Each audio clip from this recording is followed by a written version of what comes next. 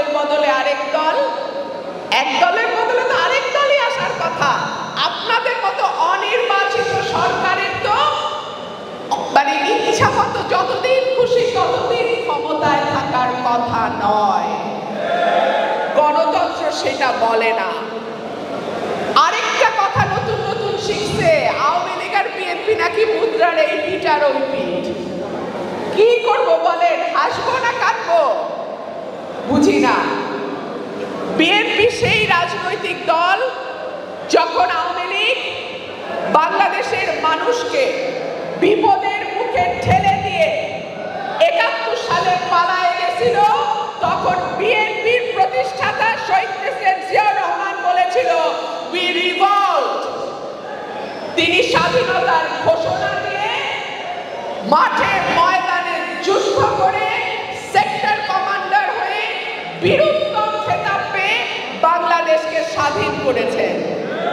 আর Awami League border পার হয়ে নিরাপদে চলে গেছে। আওয়ামী লীগ যখন সকল দল নিষিদ্ধ করে এক দল আনলো, বিএনপি নিয়ে আসলো বহুদলীয় গণতন্ত্র, বিএনপি নিয়ে আসলো বিচার বিভাগের স্বাধীনতা, বিএনপি নিয়ে আসলো সংবাদপত্রের স্বাধীনতা।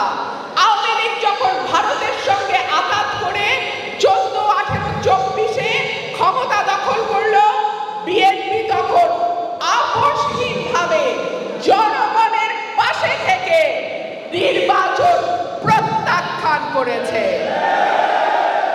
দেশনেত্রী বেগম খালেদা জিয়া চাইলে যেতে পারতেন না সংসদে, 100 বার যেতে পারতেন, কিন্তু উনি যান নাই। মানুষ যেদিকে থাকে বিএনপিও সেদিকে থাকে। সেজন্যই দেশনেত্রী বেগম খালেদা জিয়া বলেছিলেন যখন বাংলাদেশ ভালো থাকে তখন আমি ভালো থাকি, আর যখন বাংলাদেশ খারাপ থাকে তখন আমি খারাপ থাকি। বিএনপি এই দেশের মাটি ও মানুষের দল। এত নির্যাতন, এত অত্যাচার দেশনেত্রী বেগম খালেদা জিয়া আপনাদেরকে ছেড়ে এক মুহূর্তের জন্য কোথাও যান নাই। আর পয়লা সুযোগে শেখ হাসিনা তার সকল নেতা কর্মীকে বাংলাদেশে ফালায়ে নিরাপদে চলে গেছে। এইখানেই বিএনপির সঙ্গে আওয়ামী লীগের পার্থক্য। সংস্কার নাকি বিএনপি চায় না। 2016 সালে দেশনেত্রী বেগম খালেদা জিয়া বাংলাদেশের প্রথম সংস্কারের কথা বলেন ভিশন 2030 এ। তারপরে বিএনপির অ্যাক্টিং চেয়ারম্যান জনাব তারেক রহমান 27 দফা, 31 দফা এই সব কিছু বিএনপি দিয়েছে। আজকে এনসিপি সহ অন্যান্য যারা সংস্কারের কথা বলে, তারা যে সংস্কারগুলোর কথা বলছে সেই সংস্কারগুলো সেই 2016 সালে দেশনেত্রী বেগম খালেদা জিয়ার নেতৃত্বে বিএনপি দিয়ে দিয়েছিল। আমার সবকিছুকে সংস্কার করতে হয়। আর বিচার, আওয়ামী লীগ গত 15 বছরে যত পাপ করেছে, শেখ হাসিনা থেকে শুরু করে ওয়ার্ড লেভেলের কর্মী পর্যন্ত, আগামী 100 বছরেও তাদের বিচার চলতেই থাকবে, চলতেই থাকবে, চলতেই থাকবে। সুতরাং সংস্কার আর বিচার শেষ না করে আপনি নির্বাচন দিবেন না, তাহলে আগামী 100 বছরও আপনার নিয়ত নাই বাংলাদেশে কোনো নির্বাচন হোক। আওয়ামী লীগ নাই তাই বলে কি আমরা মনে করছি নির্বাচন সহজ হবে? না, নির্বাচন সহজ হবে না আমার ভাইরা। কেন হবে না?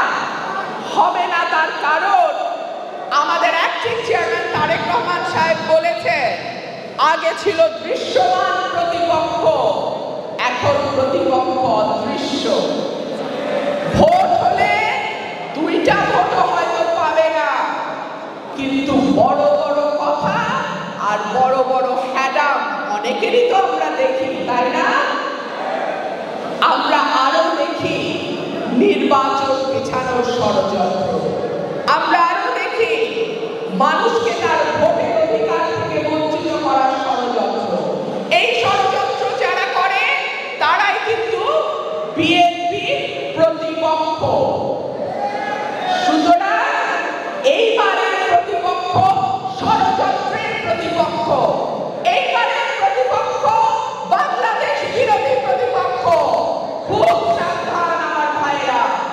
নির্বাচন সহজ হবে না।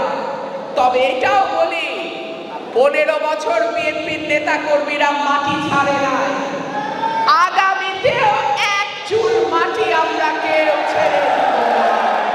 আমরা অতীতে যেমন দেখেছি, বিচার বিভাগকে নিয়ে যাওয়া হয়েছিল চতুর্থ সংশোধনীর মাধ্যমে, শেখ মুজিবুর রহমান নিয়ে গেছিল রাষ্ট্রপতির হাতে।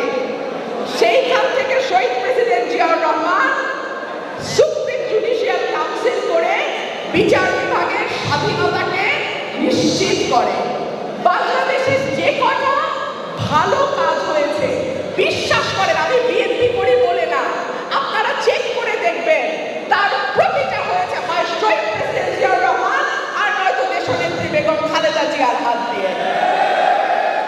বিএনপির জনপ্রিয়তাকে মানুষ ভয় পায়, আমি বুঝি। বিএনপির জনপ্রিয়তা, বিএনপির একজন নেতা যদি এমনিও চা খেতে দাঁড়ায়, সেইখানে একটা জটলা তৈরি হয়ে যায়, সেইখানে একটা ছোটখাটো সমাবেশ হয়ে যায়। আর অন্যান্য দলের নেতারা যারা বড় বড় কথা বলে, তাদেরটাও তো আমরা দেখি। স্টেজে খালি নেতা নেতা, সামনে মিডিয়ার ভাইরা ছাড়া আর কোনো ভাই নাই, সেগুলাও তো আমরা দেখি, তাই না? আমি তাদেরকে বলবো, আপনারাও আমাদের রাজনৈতিক প্রতিদ্বন্দ্বী, ঠিক আছে, আপনারা আমাদের রাজনীতি করেন, আমরাও আমাদের রাজনীতি করি, কিন্তু ষড়যন্ত্র কেউ করবেন না।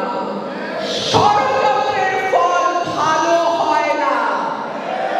শেখ হাসিনা করছিল ষড়যন্ত্র, নিজে তো পালাইছেই, এখন বোনের মেয়েরও আর এমপিত্ব থাকবে কিনা সেটা নিয়েও সমস্যা দেখা দিয়েছে। সুতরাং ষড়যন্ত্র করবেন না। আর একটা কথা দিয়ে শেষ করছি,